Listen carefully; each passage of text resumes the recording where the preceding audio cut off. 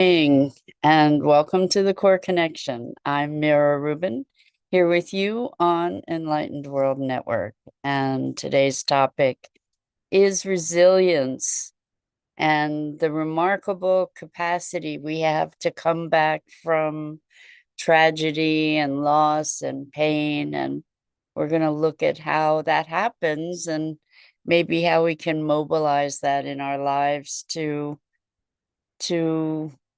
thrive.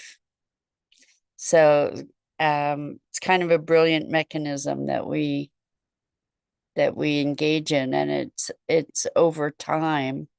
We can look at what causes pain and how we can relieve it. So before we get started, let's take a minute or two to get present. Let's take a deep breath in through your nose and hold it. And imagine clean, crisp oxygen flooding your lungs, flowing into your bloodstream, nourishing all your cells, all your organs, bringing vital life energy to your body and being. And as you exhale, exhale any tension, stress, negativity, fatigue. And now let's take another deep breath in through your nose and hold it. This time, imagine brilliant, bright light, lighting you up from the inside out, illuminating, electrifying, and energizing all your cells, all your molecules, your electrons, and creating a brilliant beam of light and energy from your heart out into the world. And as you exhale, exhale any remaining tension, stress, negativity, fatigue. And now let's press our palms together, vigorously rub your hands together to feel the friction, the temperature, the pressure, the motion, the tickling and tingling as you stop. And allow all those sensations to bring you present right here, right now, into this remarkable physical form that enables you and us to experience life. Welcome, welcome, welcome. So, resilience. It's it's extraordinary. And good morning, Roslyn. Welcome. So good to have you here with us this morning. We're talking about resilience, and it's absolutely remarkable to me to see how people come through the tragedies and the pain and the losses that we come through. And we tend to be able to carry these devastating circumstances, or we survive these things, we live beyond these things and somehow manage to function, which it's kind of remarkable when you think about it. And what do we do that enables us to continue on after such devastation? And in looking at it, we can see that there's that we say time heals all wounds. I don't know that it's true, but at least it covers them over most often. Uh, and what happens is through time, through practice, through distance, we become less overwhelmed by the circumstances or the impact of the circumstances. And oftentimes, what happens is if we don't address those things, they just go deeper. They just end up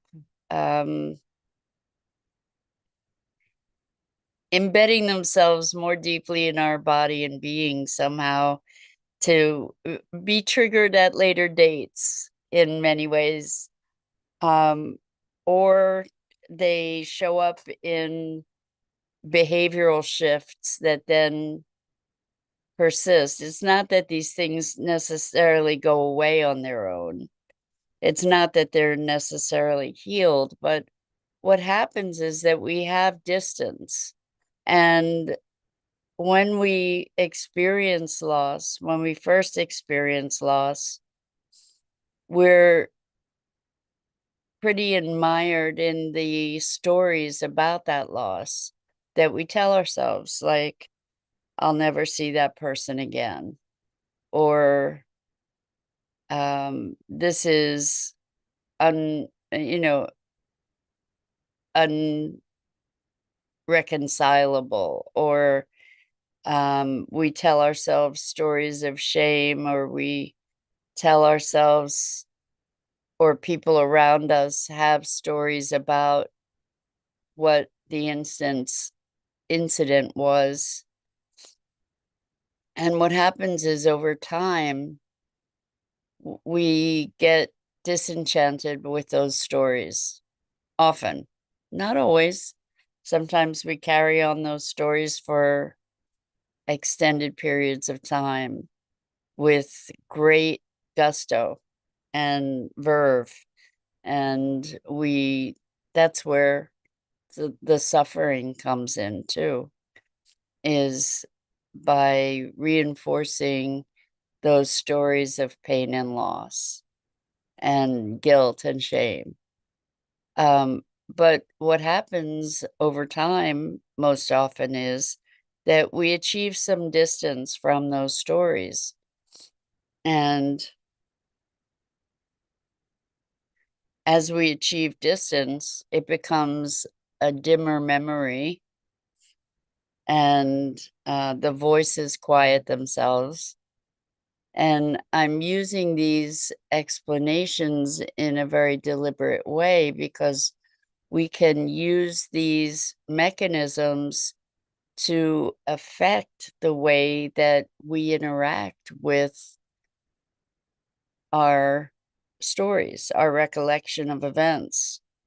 You know, I remember saying to somebody at one point, well, that's your story. And they got really offended that I was somehow minimizing their experience, when in fact that's not the case at all. We all have stories and we all operate through stories. We just don't recognize them as such. We think it's just is, that our stories are what's so, that's the truth, rather than our perspective or our interpretation of things. And it doesn't minimize the impact of those stories on our lives and those we share them with, to say that they're stories. But what happens with loss and tragedy is that it's very vivid. We tend to have, well, we have different ways that we prioritize, or our integration of information. So some people are more visually oriented. Some people are more auditorily oriented. What they're hearing is is their primary way of processing. Some people are more kinesthetic. It's what they feel. It's physical.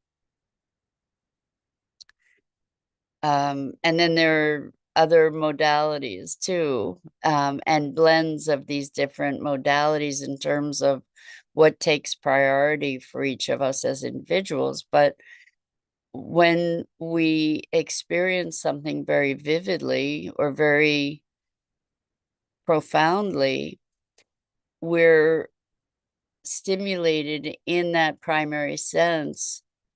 So with tragedy, we might be replaying a visual image or a visual scenario that is, if we're visually oriented particularly, that is very, very disturbing. So an example was, I know someone who cut themselves. They cut themselves pretty badly, and they ended up having some, what they were calling PTSD about the experience.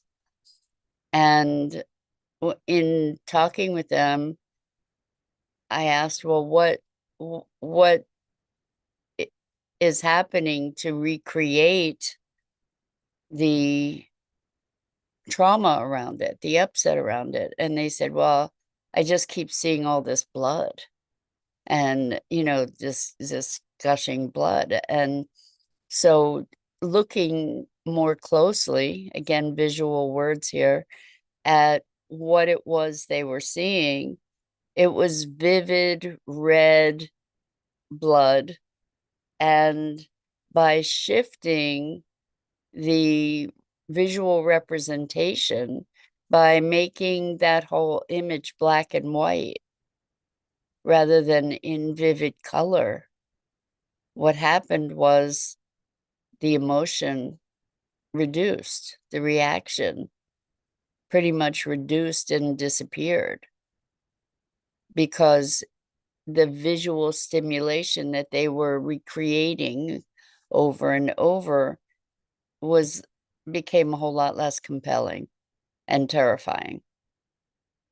So for those of us who are visual, what happens is that our memories fade. When we talk about memories fading, we're talking about losing color, maybe having greater distance from that experience. These are submodalities in NLP, neuro-linguistic programming.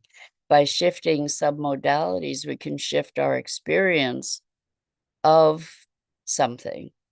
So when we want to emphasize something, if we can brighten the colors, if we can bring it closer, oftentimes that makes the experience more vivid. And so when we're experiencing pain, we can do just the opposite. We can mute the colors. We can make the image fuzzy. We can send it to a greater distance. And for those of us who are auditory, what's happening is that we keep replaying the same tape or the same words or the same sounds over and over. And the likelihood is that they're very loud and that they may be in surround sound. And we can lessen the impact of those words, those sounds, that audio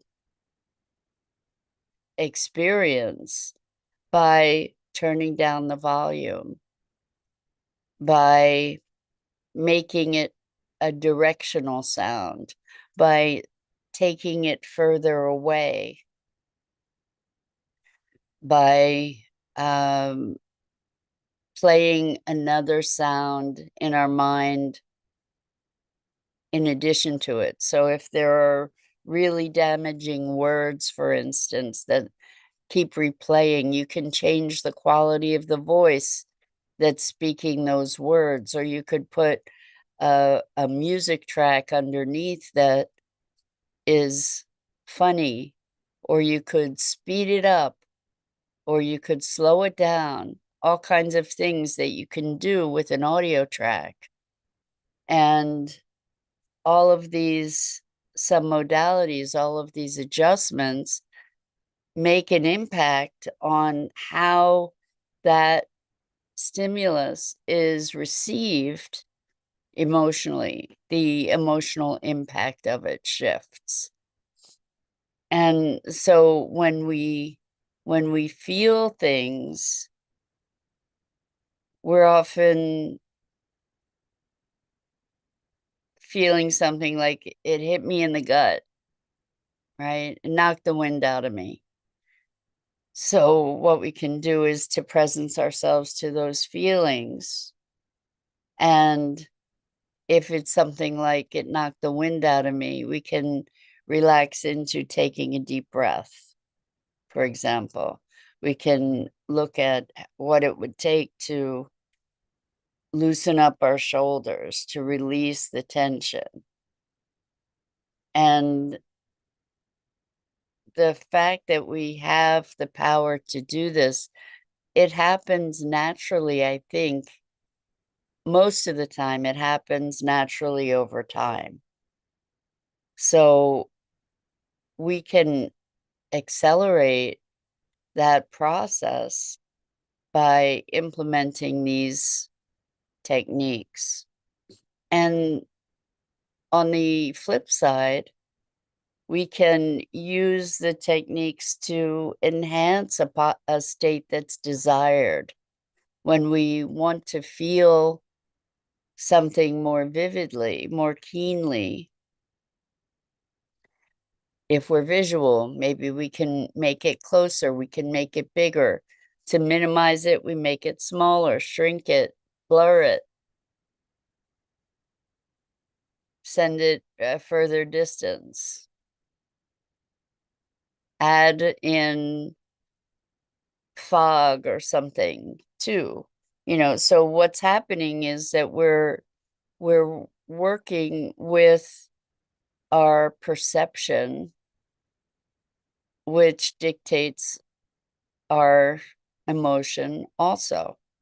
We're altering the story, so to speak, by shifting the perception. So there's this loop of perception, interpretation, meaning. It kind of goes around and around,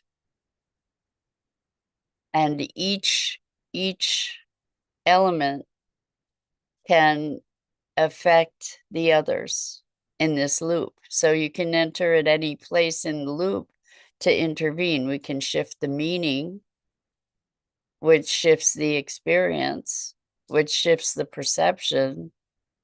We can shift the perception, which shifts the experience, which shifts the meaning. And you get the idea that there are all different points of intervention. Now, this doesn't necessarily, the meaning is one of the meaning and emotion and intensity, all of those things are what imprint an experience for us. And we can shift the response to that experience. One of the most powerful ways, and we talk about this a lot, to shift the impact of an experience is to shift the meaning or the story that we have behind it. But it's interesting to notice that these things all intertwine and impact each other. And so our resilience is due to, in large part, our incapacity to hold intensity for prolonged periods of time. But we can re-trigger that experience pretty readily, through the images that we create in our mind, the stories or the words that we speak, or the sounds that we hear, or the feelings we feel. We can reactivate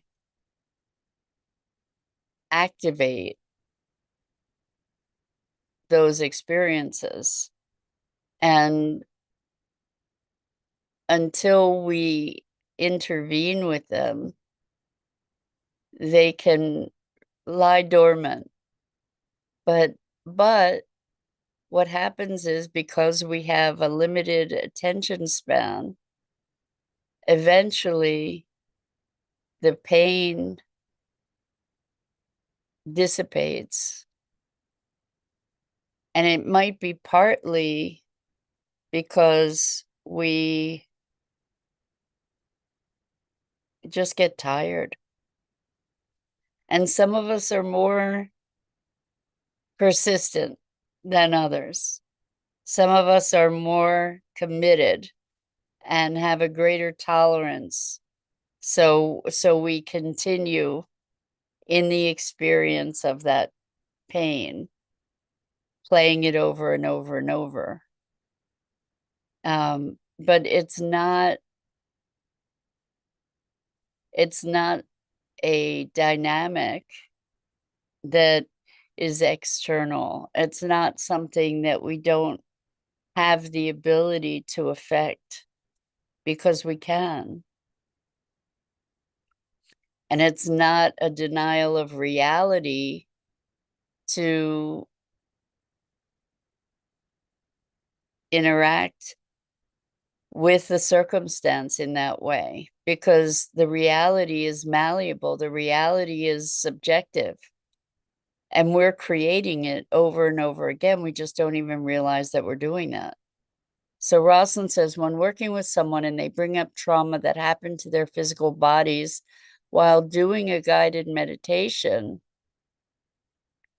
what's the process look like if helping them to process those memories associated with a broken bone, even though it's not broken anymore? So I'm not sure what happened. Maybe what you're saying is that the trauma that happened to their physical body comes up during a guided meditation or during a process. What would it look like to help them with the memories? So the likelihood is that it's not the sensation of the bone breaking that they're remembering.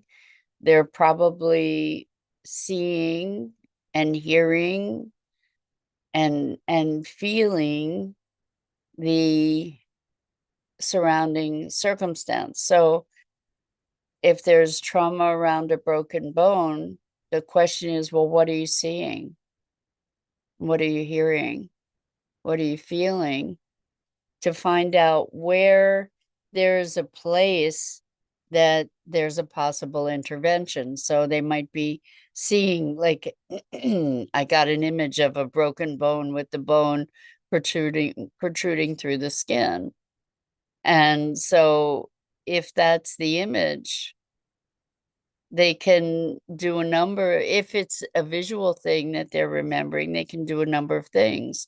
They can bleed it of the color. Sorry for the trauma reference there, but they can take the color out. They can make it look like a cartoon instead of a hyper realistic photo, for example. They can maybe send the image further away. They could maybe blur it. And the thing to do is to ask, well, what happens if you take the color out of the image? Does it still have that emotional impact? What happens if you turn it into a cartoon? What happens if you add a soundtrack that's a funny soundtrack? What happens if you make it further away, or if you make it a fuzzier image? What do you feel? What if anything changes about the way you feel in response to that image? What happens? Oftentimes we tell ourselves stories about things that are really helping to perpetuate the pain. And so finding out what the stories are is important. And oftentimes we'll hear a voice in our head saying this, that, or the other thing. And then we can identify that voice. We can change the volume. We could maybe change it to a different voice. We could add a soundtrack. We could speed it up. We could slow it down. We could make it a